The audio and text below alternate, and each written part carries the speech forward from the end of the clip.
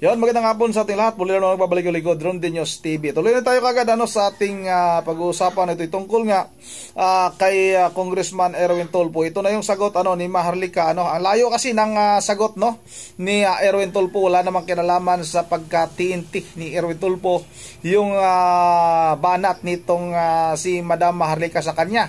Ang banat ni Madam Maharlika itong ginawa ni Erwin Tulfo noon na paggamit ng ibang pagkatao. Katulad ba kay kung naalala nyo si Mayor Alice Guo, gumamit ito ng Alice Guo sa kanyang birth certificate para maninirahan dito sa ating bansa na talagang Pilipino siya. Pero ang totoong pagkatao niya ay si Guo Waping. Ito namang si Erwin Tulfo, mga kababayan, ay gumamit ng ibang pangalan Ibang pangalan. Ang pangalan ni Erwin Tulfo noon ay si Iritz Sylvester, mga kababayan. Iritz Sylvester Tulfo.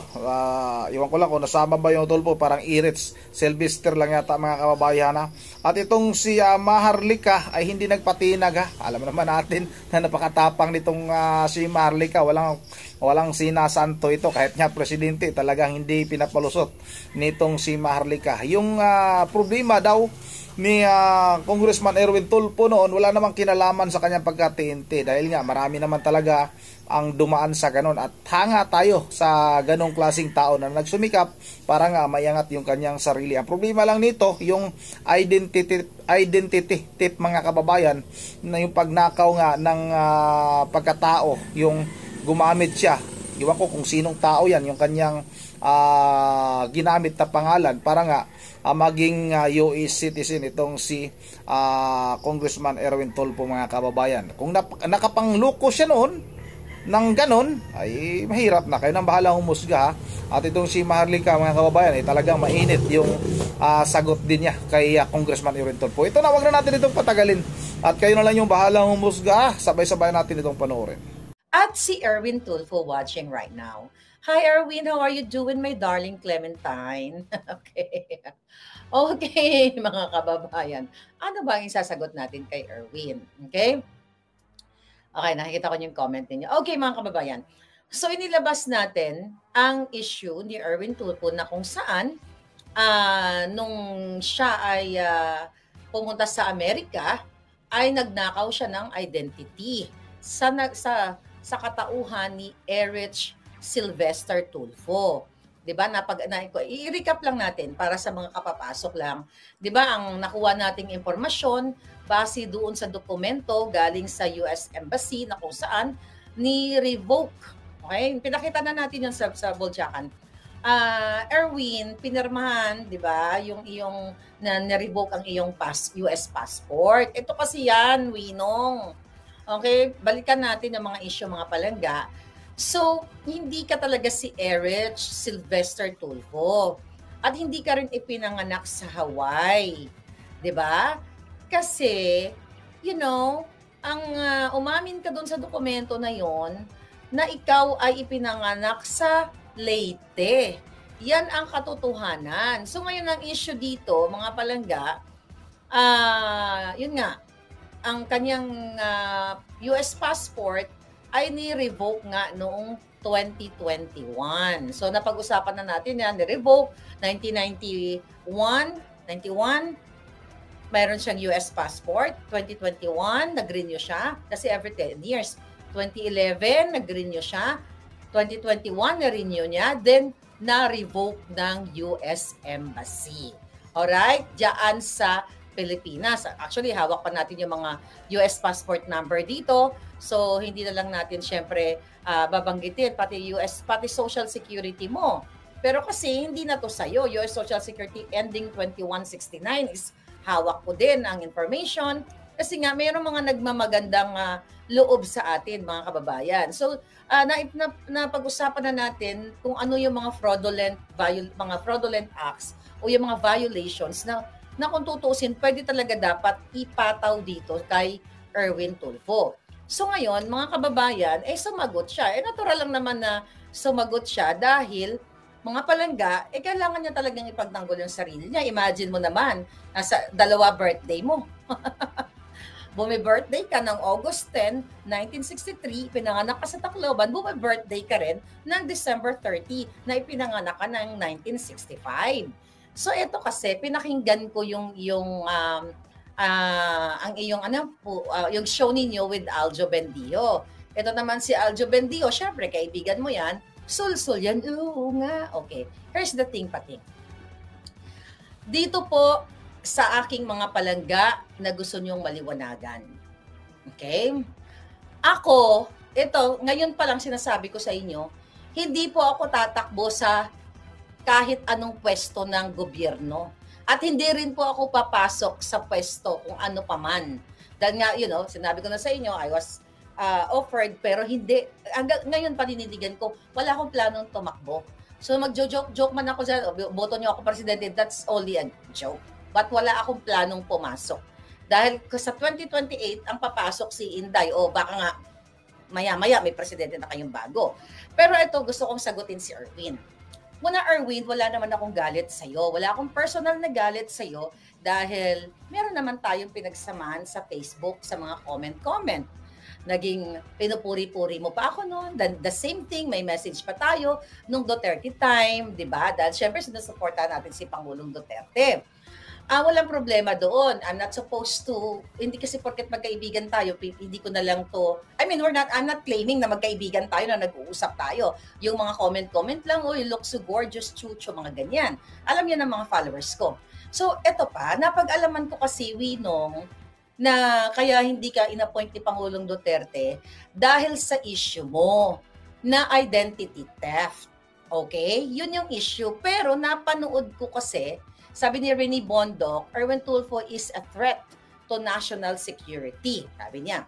Pero kasi mga kapalangga, nag-uusap sila ni Aljo Bendio. I will try my best na bait-baitan ngayon.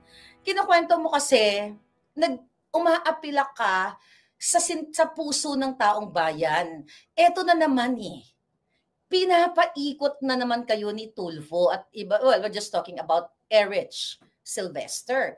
Ang kinukwento mo na galing ka sa mahirap na pamilya, yung tatay mo is nasa military, di ba? Parang alam ko nga, ang yabang nyo noon na yung tatay niya from military, you're this or that.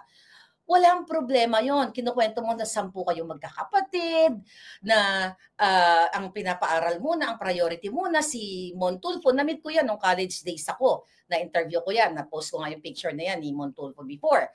When I was like, I'm still bubbly. Yung alindog ko kumakabog-kabog. But anyway, okay yung kwento mo na nagsumikap ka, chuchu, yung kapatid mo, sila munang pinag-aral dahil mahirap, ikaw tumigil ka, nagtrabaho ka. Kung ganyan ang kwentong buhay, ang dami ko niyan. Okay? Pero I'm not here para ikwento yung buong kwento ng buhay ko kasi nakwento ko na yan sa mga palangga ko. Pero slight lang. You talk about being working student. Working student din ako. You talk about nakabuntis ka nung college. Ako din nabuntis nung college. Tapos sinasabi mo na may nagsabi na ipapalaglag, ganito, gano'n, na panindigan mo. Ako pinanindigan ko din, nabuntis ako ng bata ako ng vonggang-vongga. Kaya nga lola na ako Okay yun. Okay? I admire you sa mga ganyang dramatization, 101, 102, 103. Na 10 kami magkakapatid, ganyan-ganyan sinasabi mo, kasi yung nanay mo may sakit, da. Kasi ang title ng vlog ninyo or ng show ninyo is, eto na, magsasalita ka na. Ang issue dito, Erwin, hindi about yung naranasan mong kahirapan. Tapos, nag-aral ka sa UE, ganyan-ganyan. Hindi tayo naging matanda ka pala sa akin. 'Di ba? Halos pareho tayong alam mo yung mga OFW, halos pare-pareho naman ang kwento ng buhay yan na nakahirapan, nag-aaral, chuchu hanggang sa isang araw, 'di ba, nakabuntis ka nga ng iyong jowa, pinanindigan mo sa Pampanga, chuchu hanggang sa ang hirap ng buhay, naisip mong mag-Saudi dahil na-admire ka doon sa mga malalaking ginto na mga Saudi boy or Saudi girl noong unang panahon, 80s ganyan, 'di ba? Pumila ka sa sa OWA, sa POA or 'di ba? Pumila daw siya para mag-apply, hindi siya natuloy sa Saudi. Then kinontak na yung kamag-anak. Kinontak mo yung kamag-anak mo dito sa Amerika, sa San Francisco. That's good. Lahat tayo gusto naman talagang makaahon sa kahirapan. Then you talk about your life here in America na nagtulak ka ng mga pushcart para magkapera, ikaw ay naging janitor, naging casino, nagtrabaho ka sa casino, nagtatrabaho ka sa araw, sa gabi, dadadadada. Then kinukwenta mo, masama ba? Sabi mo, na kasalanan ba yun? Na gusto mo lang pakainin yung mga anak mo? Gusto mo lang supportan? Ay, jutang Genemes. Lahat ng OFW, ganyan ang kwento. Dong, ganyan din ang kwento ko. Pareho tayo ng kwento. Yun nga lang, hindi ako nag-TNT. But I'm not the bida here. You are the bida. Okay? Nakwento yan. Alam niyo yan, mga palangga. Kwento ka na ganito, nagkukuha ka ng card. Siyempre nga naman, yung mga tao, yung mga well, I will not address you nga. Because I want to educate you. Kaya lumulubog ang Pilipinas, lumulubog ang buhay ninyo dahil sa mga ganitong klaseng politiko. Kinuwento mo na ganito, ganyan, ang hirap kasi kailangan mo magpadala ng pera, nabuntis yung asawa, mga ganyan. Kasalanan ba kasi wala kang nagawang krimen? Fraud, identity theft, ay fraud yan. Kasalanan yan. Sinabi ko na sa iyo, based dun sa article, what do you call it, sa mga batas na sinite natin in the last few days ago, kahit 250 years pwede ka makulong. Ang issue, Erwin, hindi sa pagiging TNT. Marami akong mga kakilalang TNT. And I don't judge them. Kasi pareho tayo ng punto na kailangan mabuhay ng tao. Kaya galit na galit ako kay Babes Romualdez, nung nanalo si Lolo Trump ko, na sinasabi niya, umuwi na kayo mga Pilipino. Umuwi na kayo kasi papadeport na kayo ni Trump. Remember that, palangga? Dahil naniniwala ako na hindi, yung mga nag-TNT, whether Pilipino or anuman ang lahi mo, you want to stay kasi wala kang babalikan sa Pilipinas. Kasi mahirap ang buhay, wala kang babalikan sa Romania, sa Italia, kasi iba-ibang lahi dito eh. But the point, Erwin, sa mga follower ni Erwin Tulfo, ito kasi kadyutahan at nililin lang kayo. Nag-fast forward sa kwento niya. Hindi mo sinagot paano mo ninakaw ang identity ni Sylvester Stallone. No, ni Erich Sylvester. Yun eh. Paano mo ninakaw yung identity niya? Paano ka nakapasok doon sa military na sinasabi? Kasi nag-fast forward ka na eh. Sa kinuwento mo muna, paghihirap. Tapos, may mga pagkakataon na nag-uusap kayo mga Pilipino na, may trabaho ba dyan? Ganon din ako, mga hitaan. Di ba? Alam niyo yung story ko, yung mga palangga ko, mga ganyan. Nambubudol kay, ginagago mo yung Pilipino. Hindi na tanga tong mga palangga ko. Kaya yung mga palangga dito, gumising kayo. Ang problema sa iyo, Erwin, naging gahaman ka. Naging greedy ka. Kung hindi ka nag-ambisyon, hindi ka na nga nabuking ng panahon ni Duterte. Kasi hindi ka binigyan ng pwesto. Dahil alam ng Duterte administration na Amerikano ka. Kasi 2021 lang ni-revoke ng US government ang iyong pasaporte. Ang question doon, wala tayong problema doon, Erwin, na nagtrabaho ko, kaluoy man si Erwin, $5 per hour, dahil TNT, $3 na lang. Ganon din ako. I was a student, di ba? Nag-student visa and everything. Tapos, ang per hour noon is $10, 8 lang natatanggap ko, kasi ganito, ganyan, student pa, we're just waiting for da-da-da-da. Halos pareho ang kwento ng mga nandito sa Amerika. Mag-agree kayo dyan.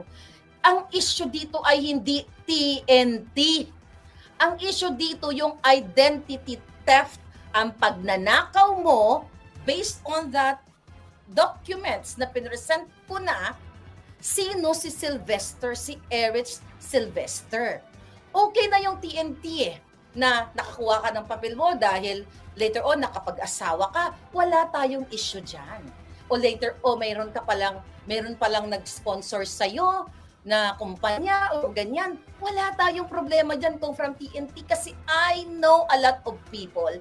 May mga classmates ako dito sa Amerika. Nag-telearalan kami, nag-aral-aral kami ng bonggang-bongga.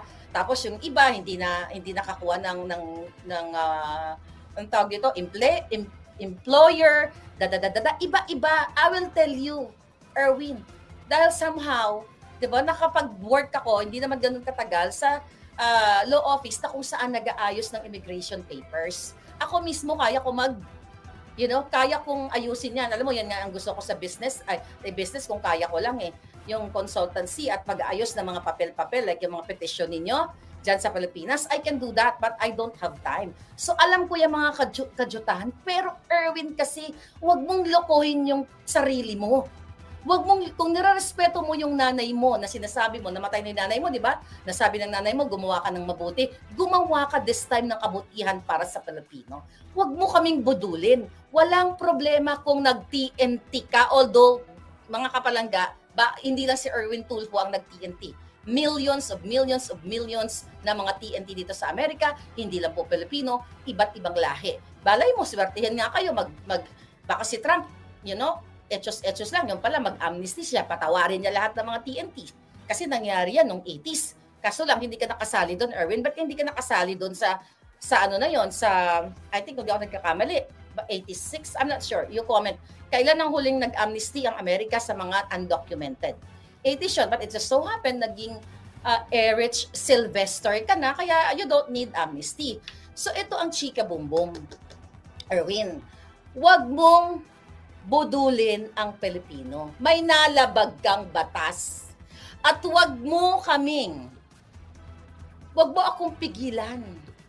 Nasasabihin, ikaw, yung malaking salamin dyan. sabi ni Winong, yung ano dyan, yung babae dyan na malaking salamin sa Amerika, na ganyan-ganyan, o ng mga, baka nakapangasawa ng AFAM. May ganon. So, ano na lang ang tingin mo dito sa mga palangga ko talagang nakapangasawa ng AFAM? Yung maswerte ka, may pera, ganon-ganon.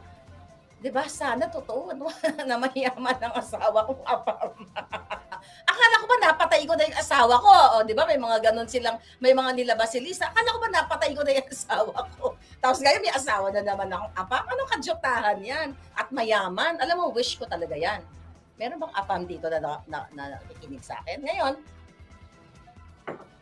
Erwin, tapos sasabihin mo, umuwi ka na lang dito para tumakbo ka ng presidente, pati si Aljo Bendio. Ganon ba talaga kabobo at kababaw yung mga utak ninyo? Yung mga fallacy nyo sa buhay ninyo? Mga kadyutahan? Nililigaw nyo Pilipino. Karapatan ko bilang isang ipinanganak sa Pilipinas na nagpapadala ng remittance ng accountability from you kasi inappoint ka. Ginawa ka ni Tambaluslos na congressman at sweldado ka ng bayan. Mga kababayan, yung nagpapalo kay Erwin, na kesyo sinisiraan lang namin siya, may mga binanggit pa siyang, I think na, sino yung ibig niya sabihin na reporter na taga Davao? Was it? Sino yon? But anyway, dapat daw wag na lang tayo mag-comment. Matumulong na lang daw kayo kasi yan yung babaeng yan, yung malaki ang salamin, ganyan-ganyan. Nagsalta laban sa administrasyon. Jutang ginina, ina niyang mga bangag na yan. Bakit? Okay, sino to? Dali, tingnan natin. Okay, sandali lang. Dali, mukhang baka may incoming tayo, baka baka importante. Dali palangga. Baka importante i-touch.